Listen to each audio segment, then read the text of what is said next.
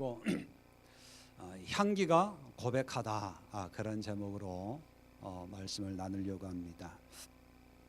이 말씀은 앞에 있는 요한복음 11장의 사건과 자연스럽게 연결이 됩니다.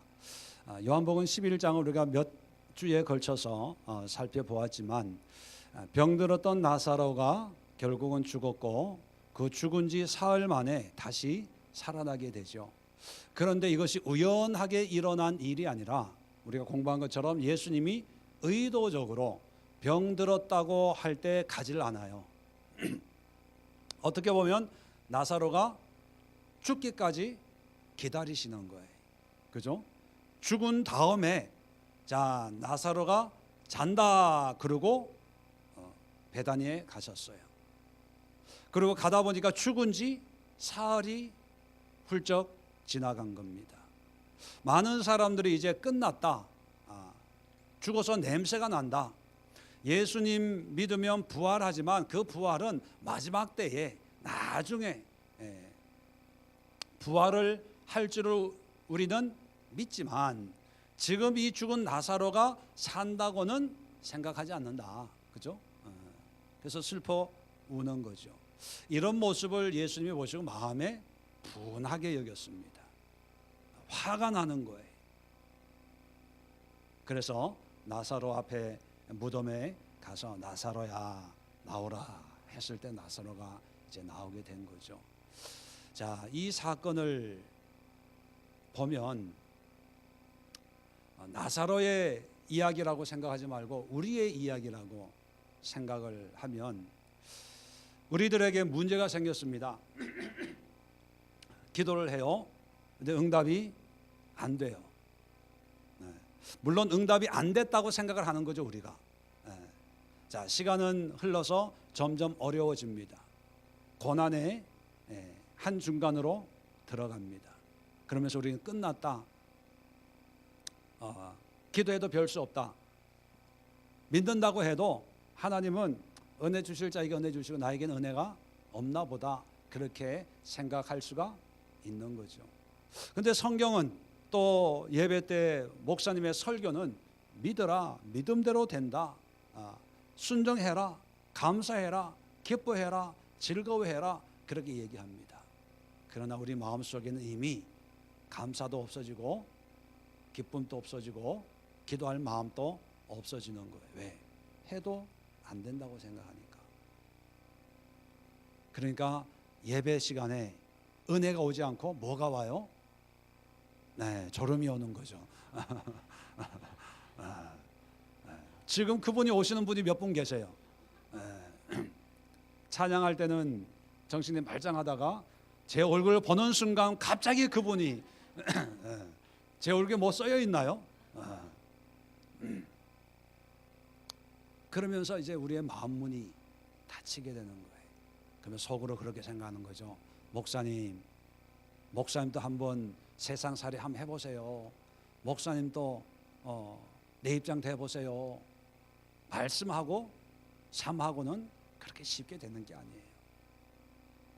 말씀으로 그렇게 쉽게 인생 사는 게 아닙니다. 목사님이야 교회 안에서 그냥 편안하게 성경만 전집사님 왜 그렇게 끄덕끄덕 하세요?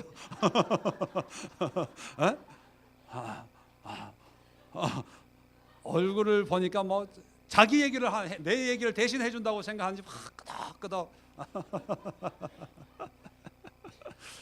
세상이 그렇게, 인생이 그렇게 믿음대로 말씀대로 되는 게 아닙니다. 그런 생각을 하는 거죠.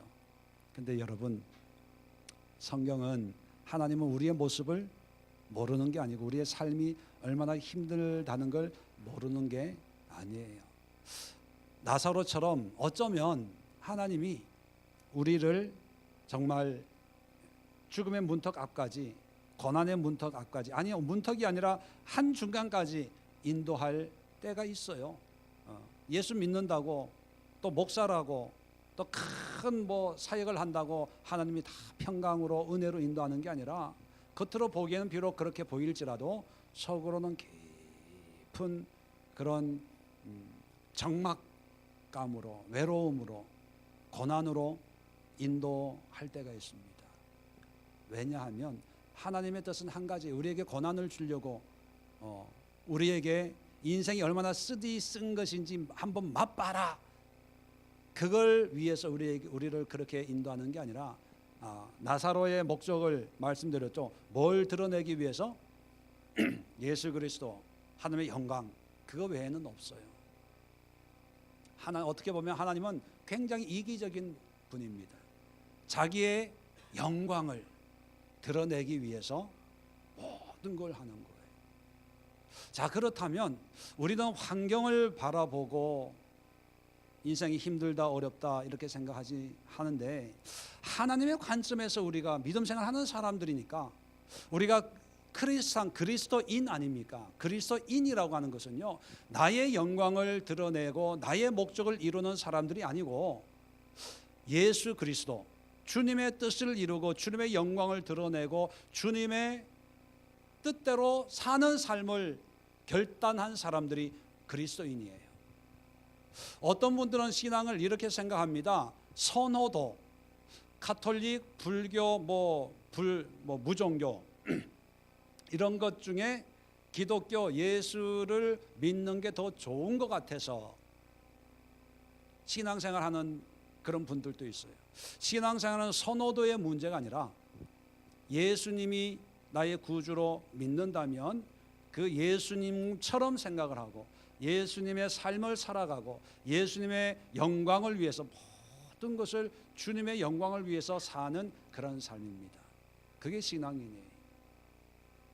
나는 예수님이 좋아, 교회가 좋아, 선호도의 문제가 아니라는 거죠.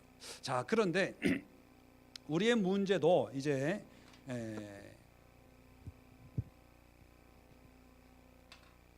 나사로처럼 우리를 통해서 하나님이 은혜를 베푸시고 영광을 받는데, 자, 오늘 성경에 보면 이제 6월절 마지막 이제 십자가에 달려 돌아가시기 위해서 이제 예루살렘에 가다가 베다니에 들리셨습니다. 자, 여기에 보면 세 사람이 등장을 해요. 2절에 보니까 마르다가 등장을 하고 또 나사로가 등장을 하고 3절에 마리아가 등장을 합니다. 그런데 여러분, 우리가 전번에 한번 살펴본 것 같은데 마태복음, 마가복음에도 이 사건이 기록되어 있거든요. 근데 이 사건이 누구 집에서 일어난 사건인지 혹시 기억하세요? 네? 시몬의 집이에요. 시몬인데 어떤 시몬? 성경을 보면 나병 환자 시몬이. 그러면 나병 환자라는 건 지금 나병이 걸렸다는 거예요? 아니면 옛날에 나병이 걸렸다가 고침받은 사람이라는 거예요? 네, 고침받은 사람. 그러면 총 4사람이 등장을 하죠. 처음에 시몬, 두 번째는 마르다, 세 번째는, 네 번째. 자, 우리가 신앙생활 한다고 할 때 똑같지는 않지만, 그죠? 이런 유형의 신앙생활을 해요. 자, 시몬은 나병에서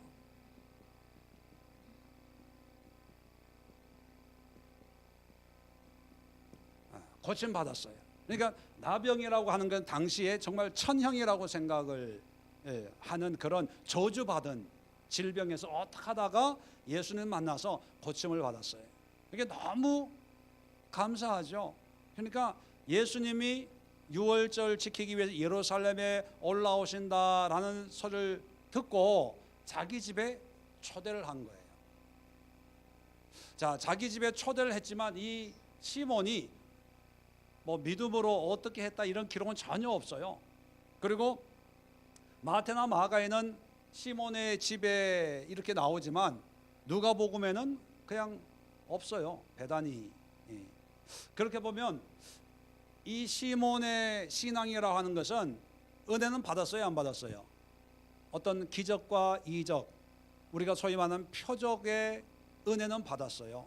그런데 그래서 예수님이 감사하고 좋지만 어떤 신앙의 고백이나 이런 건 기록하고 있지 않기 때문에 우리가 함부로 얘기할 수 없지만, 기록하고 있지 않는 것을 보면 은혜는 받았지만 어떤 헌신이나 고백이나 믿음의 어떤 모양은 없어요. 예수님은 좋아해요, 안 해요? 좋아해요. 감사하고 좋아하지만 그것이 믿음으로, 신앙의 고백으로, 베드로처럼 주는 그리스도시고 살아계신 하나님의 아들입니다, 이런 고백은 없어요. 싫어하고 미워하지도 않아요. 그냥 좋아요. 자, 그런 사람이라고 하면 마르다는 지금 뭐 하고 있어요? 2절에 예수를 위하여 잔치할 때 말은 일을 하고, 일. 우리는 이걸 뭐라 그래요? 자, 여기만 일하는 게 아니고 누가복음에 보면 예수님이 마르다 집에 간 적이 있었어요. 자, 그때도 뭐 했어요? 일했어요.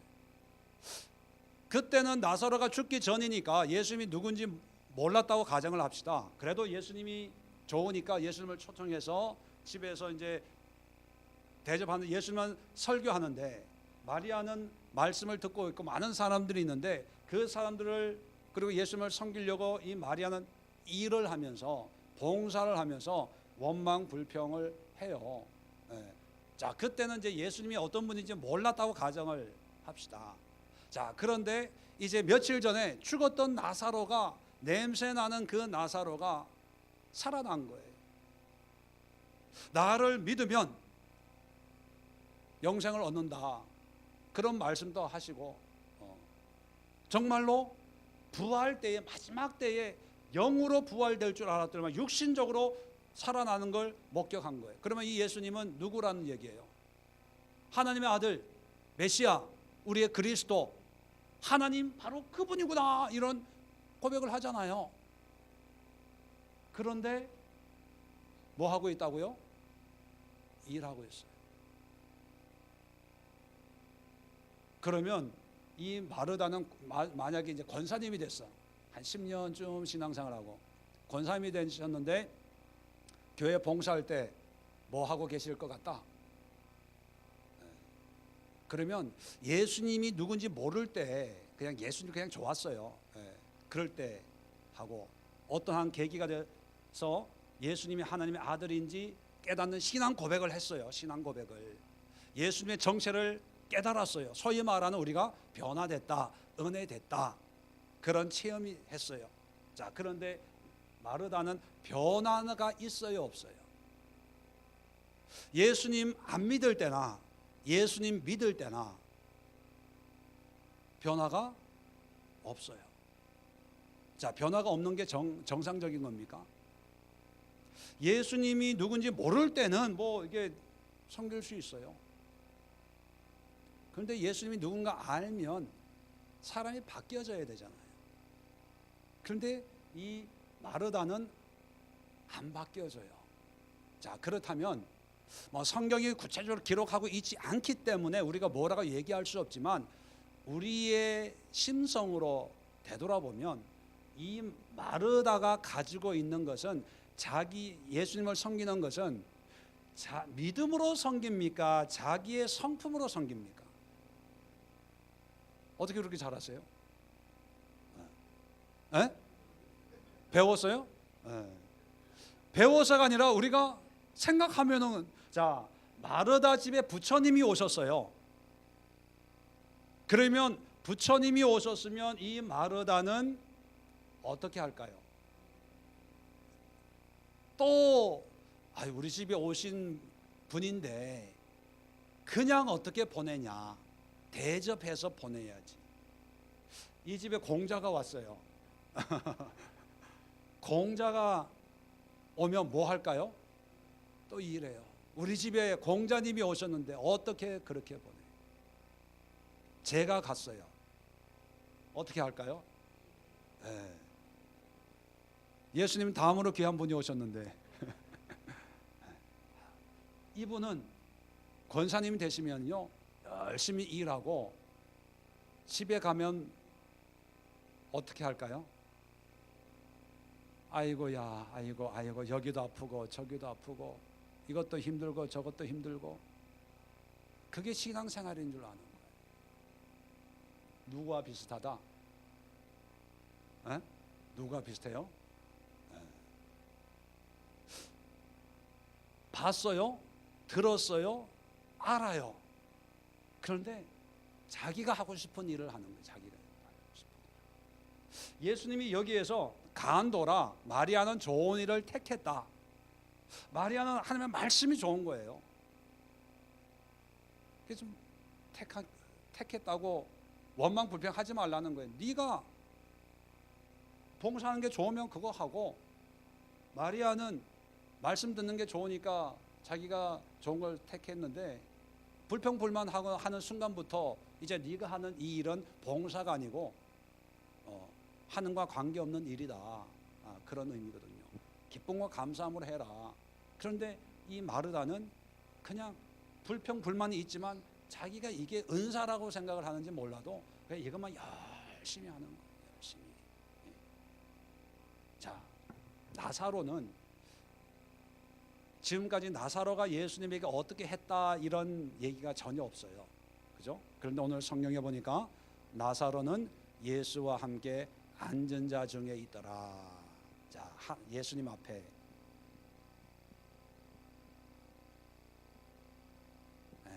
자, 이 나사로는 본인이 죽었다가 그냥 살아났어요. 간증이 있는 거죠. 이 시몬하고. 근데 중요한 변화가 있죠. 그 전까지는 예수님과의 관계가 어떠했는지 기록이 없어요. 그런데 은혜를 체험하고는 예수님 앞에 앉아 있는 거예요. 말씀을 듣는다는 거죠. 예수님과 교제한다는 거예요.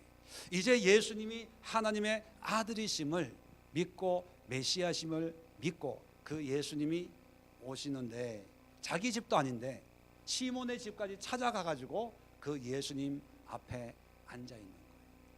변화가 된 거죠. 변화가. 자, 이걸 통해서 우리가 전번에 했지만 이제 하나님의 영광을 드러내는 삶을 살고 있다. 이렇게 뭐 나사로가 나중에 어떻게 됐는지 모르지만, 자, 마지막으로 마리아예요. 마리아는 지금 뭐 하고 있나요? 향유를 예수님에게 붓는 거예요. 향유를.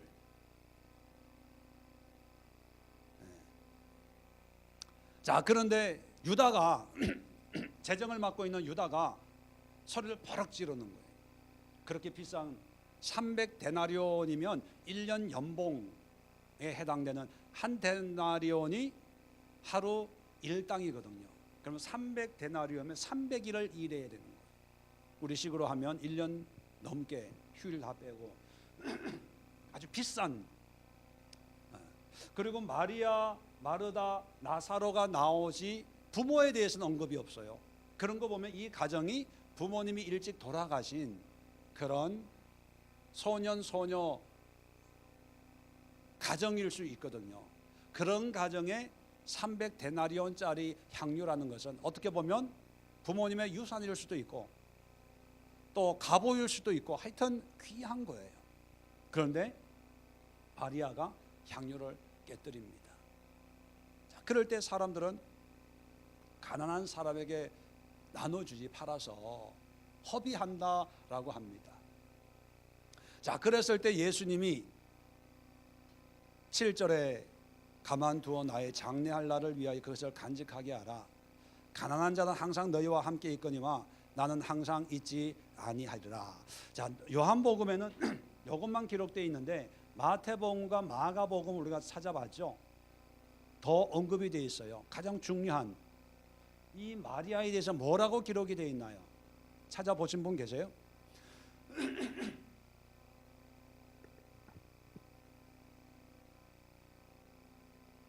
이 여자가 행한 것을 복음이 전파되는 곳에 같이 전해라.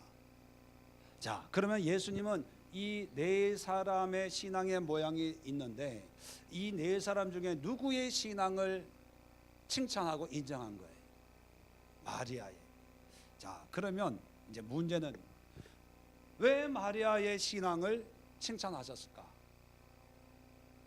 아유, 목사님 헌금 많이 하니까 그런 거죠.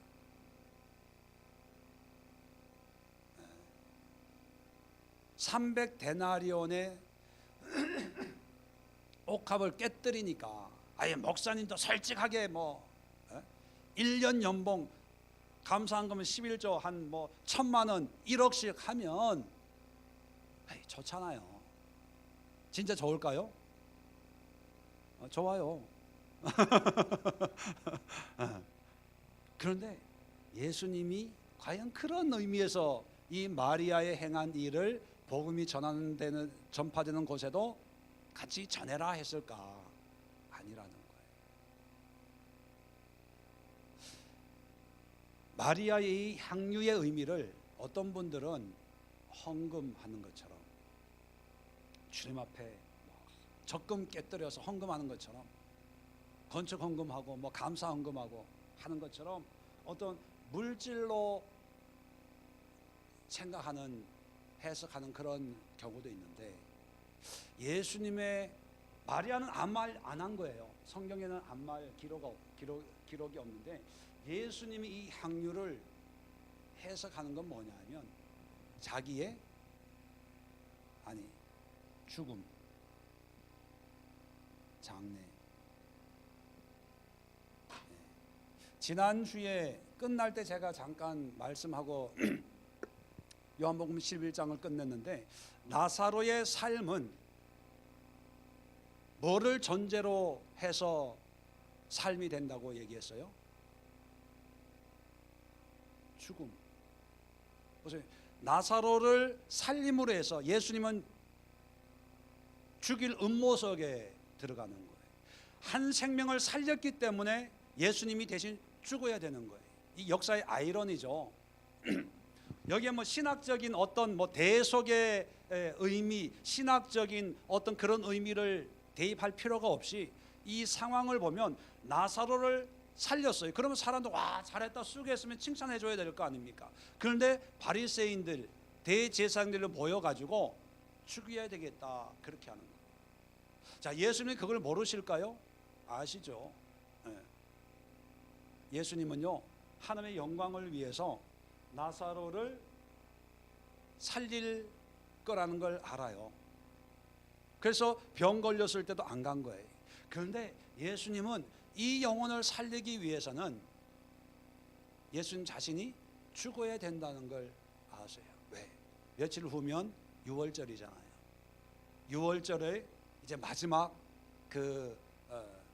십자가 사건이 기다리고 있다는 걸 아시는 거죠. 그래서 자기의 죽음을 통해서 구원, 죽어서 마지막 때에 영원히 구원받는 게 아니라 살아서 믿는 자들도 구원이 무언가를 보여주기 위해서 이 나사로를 죽을 때까지 기다렸는데, 그리고 살렸습니다. 살리면서 자기의 죽음을 미리 예고했습니다. 그런데 사람들이 알아들어요, 못 알아들어요? 베드로 같은 사람도, 수제자라고 하는 사람도 뭐라 그럽니까? 마태복음 16장인가 보면 절대로 그럴 수 없습니다. 항변하여 말하되, 그렇게 기록되어 있어요. 그럴 때 예수님이 사탄아 내 뒤로 물러가라. 하나님이 이를 생각지 않고 사람이 이를 생각하는도다. 사탄이라고 했어요, 베드로를 향해. 왜냐하면 이것이 하나님의 일이에요. 자, 그런데 신앙생활을 하고 있는 이 네 종류의 사람을 우리가 살펴봤습니다. 각자의 특징이 있어요. 다 특징이 있는데, 이 네 종류의 사람 가운데 예수님의 어떤 구원의 역사, 예수님의 삶을 통해서 지금의 3년 반 동안 말씀하신 예수님의 그 말씀을 이해하는 사람은 누구예요? 마리아예요. 자, 이해했고, 자, 그 말씀에 동참, 말씀하신 예수님의 그 뜻에 그의 삶을 동참한 사람이 누구예요? 마리아예요. 자, 우리는 시몬의 상태에 머무를 수가 있어요. 예수님 좋아. 교회 가니까 좋은 말씀 하셔. 목사님이 성경을 통해서 참 가르치는 게 좋아. 그거예요. 좋은 걸로 끝나고 헌신이나 믿음의 고백은 없어요. 죽어봐야 알지 뭐. 굉장히 이성적인 모습이죠. 자, 마르다 참 성품적으로, 사람적으로는, 인간적으로는 참 좋아. 이런 분 옆에 있으면요, 내가 편해. 그런데 본인은 다 힘들어. 근데 이런 분에게 봉사 자리 뺐으면 시험 받아요. 내 일을 왜 뺏어가냐고. 주면 힘들다 그러고 뺏어가면은 시험 받고. 참 열심히 해요. 대단해요. 밤잠 안 자고 뭐 10사람 20사람 몫을 하니까. 근데 일에만 치우쳐져 있고 보는 게 일이에요. 이런 분들은 교회만 오면 이 교회 밥통부터 봐, 부엌부터 봐. 뭐냐면 자기의 성품대로 그냥 사는 거. 예수님이 내 인생의 주인으로 오셔서 그 예수님 때문에 내가 바뀌어진 게 있다면 일을 더 열심히 하는 거. 일을 하긴 하는데 이제 주님을 위한 일이라고 생각하는 거. 그 생각은 바뀌었지만 여전히 일하고 봉사하는 거. 그러니까 예수님이 죽으러 간다 그래도 오늘 저녁 메뉴 걱정하는 거예요. 십자가 진다 그래도 예수님 몇 사람 오늘 밥 해야지, 반찬 뭐 해야지, 이 걱정하는 거예요. 누구와 비슷하다? 알아서 새겨 들으십시오. 나사로 은혜 받은 사람이 간증이 있어요. 그래서 하나님을 귀하게 여기죠. 말씀을 사모해요. 그런데 성경에 자세한 내용이 없기 때문에 뭐라고 얘기할 수 없지만, 성경을 보면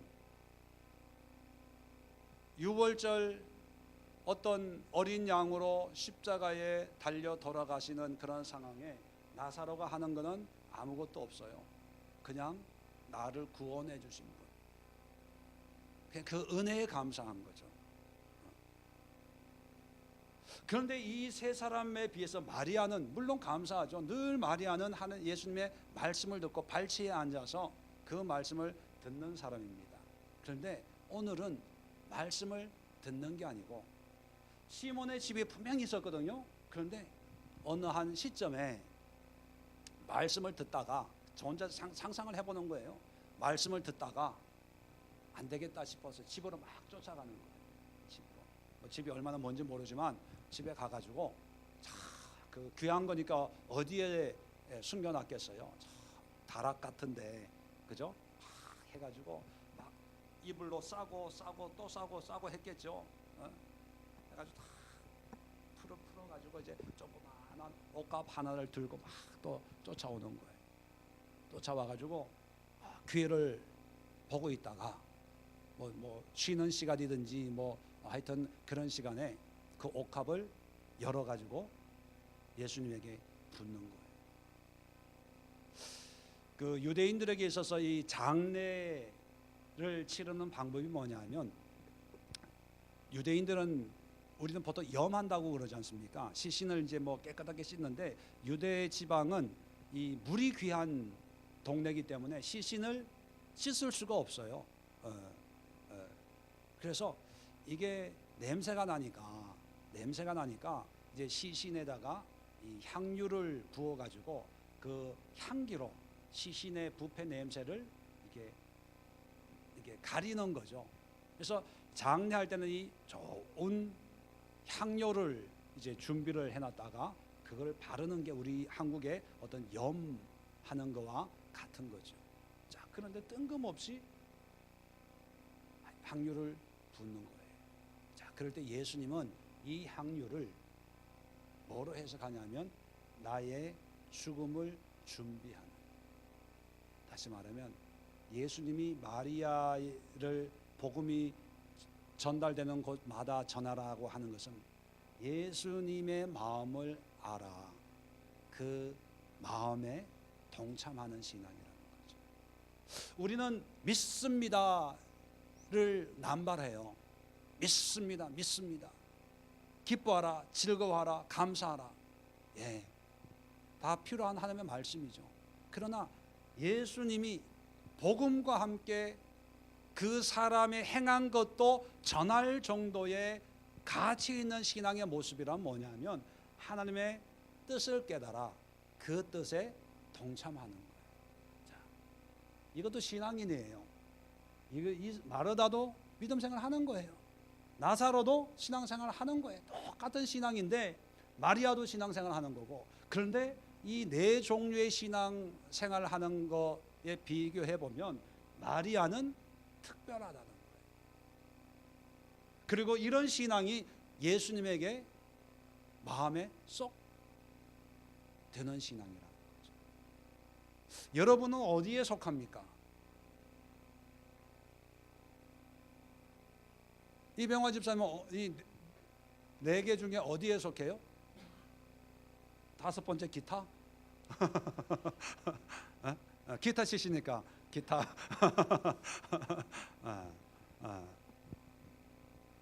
자, 그러면 누구나 이제 마리아 칭찬 받았으니까 마리아 같은 신앙을 갖기를 원하잖아요. 그러면 마리아 같은 신앙을 어떻게 가질까? 부흥에 가면 마리아 같은 은혜를 받기 위해서는 어떻게 하면 된다? 옥합을 깨뜨리면 된다. 옥합을. 자, 여러분 옥합 있죠? 다 집에 남편 모르게 적금해 놓은 거 있죠? 이금실 집에 있잖아요. 있잖아. 있을 줄 믿습니다. 빌려서로 돼. 빌려서 카드 대출 500원 땡길 수 있잖아. 이런 분 있어요, 없어요? 부흥 강사 있어요. 건축한 거 옥합을 깨뜨려야 옥합을. 근데 그거 다 사기꾼들의 거짓말이에요, 거짓말. 마르다가 향유를 깨뜨릴 때 뭐 축복받고 싶어서 깨뜨렸어요? 향유를 깨뜨린 건 뭐 남보다 많은 헌금을 하면 복을 받고 뭐 하나님의 축복받아야지 그런 계산을 가지고 한 게 아니라 마리아는 성경에 보면 마리아는 항상 어떤 모습으로 등장하냐면 예수님의 말씀을 듣는 사람으로 등장을 해요. 말씀을. 예수님의 말씀. 우리 식으로 얘기하면 성경 말씀. 하나님의 말씀을 듣고 그 말씀에 순종하는 거예요. 말씀에 순종하다 보니까 자기에게는 옥합이 있으니까 이 옥합을 예수님께 드리는 거지. 꼭 옥합을 비싼 걸 깨뜨려야 하나님이 기뻐하시고 그게 아니라는 거죠. 이 옥합이 아니라 뭐 다른 것일 수도 있어도 그것이 예수님 보시기에 내가 지금 죽으러 가고 있는데 이 죽음을 나와 함께 준비하는 마음이 통하는 그런 믿음의 고백을 하는 사람이 있으면 똑같이 마리아와 같은 그런 칭찬을 저는 했다고 저는 생각을 합니다.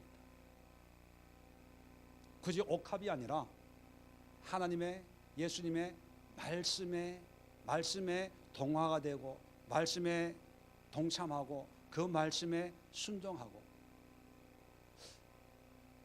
그 모습을 예수님이 해석해 주는 거예요. 이것은 마리아가 나는 장례를 위해서 이렇게 깨뜨리는 겁니다. 마리아가 한 게 아니라 마리아는 무슨 생각을 했는지 몰라요. 그냥 예수님 앞에 드리고 싶어서 그냥 감사해서 오빠를 살려주셨으니까 그런 마음으로 했는지 몰라도 예수님은 놔둬라. 저가 나의 장례를 준비하려고 하는 것이다. 자, 그런데 재밌는 것은요, 가난한 자에게 팔아서 구제하면 더 좋을 텐데 했던 가룟 유다가 하는 말을 성경은 어떻게 해석하냐면 마리아는 이렇게 해석하고요, 성경은 유다에 대해서는 6절에 한번 같이 읽읍시다. 시작. 이렇게 말하면 가난한 자들 생각함이 아니요 그는 도둑이라 동괴를 맞고 거기에 넣은 것을 훔쳐가미러라. 자, 구제해야지. 어려운 사람을 도와야지. 그것은 본심이에요, 아니에요? 아니, 다 도둑이에요. 돈에 욕심이 있어서. 자, 아유 11조 그거 뭐해? 11조 하는 것보다 그냥 가난한 사람이 더 많은데. 또 그런 분이 있어요. 해외 선교를 왜 해? 우리나라 안에도 힘들고 어려운 사람들이 많은데 꼭 굳이 외국에 있는 사람을 도와줘야 돼? 뭐 그런 생각을 얘기하는 사람들이 있어요. 예, 말은 맞아요. 그런데 그런 사람들이 구제할까요? 안 해요. 11조 필요 없어. 11조 다 율법이야. 그거 아직도 11조에 다 그냥 하나님이 이웃을 내 몸같이 사랑하고 섬기라고 그런 거야. 그냥 다 필요 없어. 그렇게 말하는 사람이 있으면 그 사람 이웃을 섬길까요? 안 섬겨. 다 도둑이에요, 도둑. 성경으로 보면 어떤 목사님 설교를 듣는 분들이 그런 얘기를 해요. 11조는 율법이니까 예수님으로 말미암아 율법이 다 완성됐으니까 11조는 필요 없다. 그냥 섬기고 구제하는 거지 꼭 11조 교회 갖다 바치는 거 다 목사들이 먹고 살려고 그렇게 하는 거다. 이렇게 얘기하는 사람이 있어요. 자, 예. 그렇다면 그렇게 말하는 사람은 정말 구제합니까? 섬겨요? 난 그렇게 얘기하는 사람 치고 섬기는 사람 못 봤어. 더 바들바들 떨어요. 그리고 11조 율법 이러고 그런 목사님 설교, 그런 이단들의 설교 듣는 사람들이 듣는 이유가 뭐냐면 헌금하기 싫어서 헌금을 안 하는 정당성을 거기서 찾기 위해서 그거를 이야기하는 거예요. 제 말 맞아요, 틀려요? 정말 11조의 어떤 의미를 깨닫고 11조보다 더 많은 12조, 13조를 구제하고 섬기는 사람들은 그런 얘기 안 해요. 꼭 안 하는 사람들이 그러면서 자기가 다 먹고 쓰고 즐기고 자기 애들 학원 보내고 좋은 옷 입히고 다 그러면서 11조는 율법이래. 자, 11조 얘기, 옥합 얘기가 나왔으니까 마태복음 23장 한번 열어봅시다.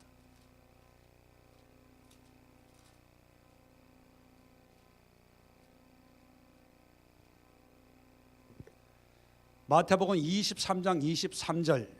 자, 화 있을진저 외식하는 서기관들아 들과 바리새인들이여 너희가 박하와 회향과 근처의 11조는 드리되. 자, 박하 회향 근처의 11조라고 하는 것은 아주 작은 그 향신료까지도 11조를 다 그 철저한 11조 생활을 한다는 거예요. 자, 더 중한 바 율법에 더 중한 바 정의와 긍휼과 믿음은 버렸도다. 자, 11조의 의미가 뭐냐면 그런 10분의 1을 얘기하지만 더 중요한 것은 정의. 정의가 뭡니까? 바른 생활이 아니라 하나님과 우리와의 관계, 믿음의 관계라는 거예요. 자, 그 다음에 긍휼. 이 11조를 통해서 어려운 사람, 고아와 과부를 섬기고 돌보는 것. 그리고 믿음. 이 11조의 의미를 믿는 것. 이건 버렸다는 거예요. 그러니까 내용은 버리고 형식만 추구한다는 거죠. 자, 그런 바리새인들을 향해서 그러나 이것도 이것이 뭡니까? 11조 생활하는 거. 저것은 뭡니까? 율법에 중한 바, 의미. 다시 말하면 예수님이 원하시는 것은 온전한 11조. 그 11조의 의미, 11조를 통해서 하나님께서 우리에게 원하시는 믿음의 정의, 그리고 이웃을 섬기는 긍휼, 공의, 정의, 그리고 이러한 하나님의 뜻을 믿음으로 행하는 11조라고 하는 율법의 의미가 아니라 믿음으로 행하는 그것을 원하시는 거예요. 어떻게 보면 이 향유라고 하는 것이 오늘 본문에 나와 마태복음 23장 23절에 있는 11조의 의미와 똑같은 거예요. 이 향유가 300데나리온이지만 공의와 정의와 긍휼과 믿음으로 드렸을 때 예수님이 그냥 그걸 받으시는 거예요. 예수님이 해석해서 받으시는 거예요. 마리아가 장례를 준비하려고 했는지 안 했는지 우리는 몰라요. 그런데 예수님이 그냥 해석해서 받으시는 거예요. 자, 우리가 주님 앞에 헌신할 때도 믿음과 공의와 우리에게 가지고 있는 것을, 자, 하나님의 뜻이, 하나님이 나에게 말씀하시는 것이 이거라면 부족하지만 내 삶을 드립니다, 내 시간을 드립니다, 내 물질을 드립니다 하면 하나님이 그걸 하나님의 뜻으로 그냥 받아주시는 거예요. 인정해 주시는 거예요. 그것이 우리가 가지고 있는 믿음입니다. 이게 율법이냐 아니냐, 율법은 끝났는데 안 끝났는데, 이 향유는 300데나리온인데 이걸 팔아서 구제하고 계산하지 말라는 거예요. 따지지 말라는 거예요. 판단하지 말라는 거예요. 판단은 누구의 몫입니까? 예수님의 몫이에요. 하나님의 몫이에요. 하나님이 내 장래를 위해서 하는 거니까 마리아를 건드리지 마라. 우리는 그저 하나님의 말씀에 그냥 순종하는 거예요. 거기에 동참하는 거예요. 그래서 여러분, 신앙생활 할 때 또 주일마다 말씀을 우리가 듣지 않습니까? 예배 때마다. 그러면 이 말씀을 그냥 귀로 듣는 것으로 끝나지 말고 이 말씀에 동참을 하세요. 동참을. 오늘 오전 설교 같으면 기도에 관한 내용이라면 그것이 이웃을 위한, 중보 기도를 위한, 내 문제보다 내 주변에 있는 어려운 사람들의 위한 공의와 정의의 기도에 관한 거라면, 아, 좋은 말씀, 아, 이런 성경의 의미가 이거였구나, 이걸로 아는 것을 끝나지 말고 거기에 동참한다는 건 어떤 의미입니까? 그렇게 기도하는 거예요. 그런 기도 자리에 나와서 함께 힘을 모으는 거예요. 주일날 오전에 와가지고 예배를 위해서, 성도들을 위해서, 초신자들을 위해서 기도하는 거예요. 그게 동참하는, 그게 우리가 깨뜨릴 향유예요. 꼭 돈 많이 헌금하고 이 문제가 아니라, 어떤 사람들에게는 물질의 문제가 될 수도 있고, 어떤 사람의 시간의 문제가 될 수도 있고, 어떤 사람의 마음의 문제가 될 수도 있고, 어떤 사람들에게는 어떤 행함의 문제가 될 수 있는 거예요. 그 대상이 어떤 문제인지는 모르지만 중요한 것은 뭐냐면 하나님의 말씀 앞에 순종하면서 동참한다는 거예요. 장례는 며칠 뒤에 일어날 거지만 이미 말씀 앞에 마리아는 예수님의 십자가에 동참하는 거예요. 그 십자가의 의미가 얼마나 크고 놀랍습니까? 그죠? 그런데 우리에게 주시는 말씀은, 오늘 또 성령님은 우리 한 사람 한 사람에게 말씀하세요. 그 말씀에 동참할 것을 말씀하고 있습니다. 이렇게 살아, 이렇게 한번 해봐, 이것이 내가 원하는 길이야. 네 것만 붙들고 있지 말고, 너 문제만 크다고 생각하지 말고, 옆에 있는 사람의 문제도 참 크겠구나, 힘들겠구나 생각을 하고, 한번 내 문제가 아니라 옆에 있는 사람의 문제를 가지고 한번 기도로 두드려봐. 응답을 한번 찾아봐. 하나님의 은혜를 한번 구해봐. 한번 간청해봐. 그렇게 말씀을 할 때 우리는 거기에 동참하는 거예요. 그렇게 우리의 시간을 드릴 때 그것이 향유가 되는 거예요. 적금 깨뜨릴 필요가 없어요. 돈 많이 벌어서 하나님 헌금하겠습니다, 교회 짓겠습니다, 이따오 소리 필요 없어요. 하나님이 원하시는 건 지금 우리의 모습이에요. 지금 우리. 마리아는 밥을 먹다가 설교 듣다가 하나님의 감동에, 이게 쉽겠습니까? 우리 말하니까 그냥 향유 300데나리온짜리. 근데 여러분, 우리는 300데나리온이 아니라 3만 원, 30만 원 또 바들바들해요. 특히 헌금하려고 하면. 그런데 집으로 쫓아가는, 지금 이 순간 헌신하지 않으면 다음 기회는 없어, 막 그렇게 생각했는지도 몰라요. 주님 앞에 깨뜨리는. 아마 여러분의 마음에도 지금 성령님이 말씀하고 있다고 저는 생각합니다.